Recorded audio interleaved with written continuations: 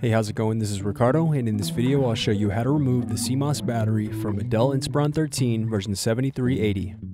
If you're looking for parts for this laptop, go to our website and use this coupon for a 5% off discount.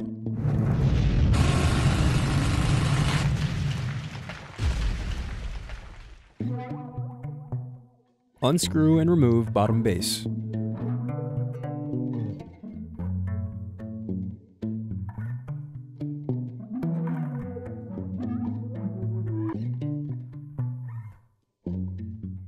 Now unscrew and disconnect battery.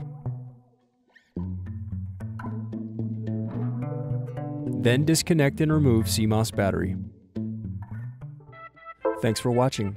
Don't forget to like and subscribe if you enjoyed this video. And if you need more, check out this playlist to watch other tutorials for your laptop. You can also click here to find parts for your laptop at partspeople.com.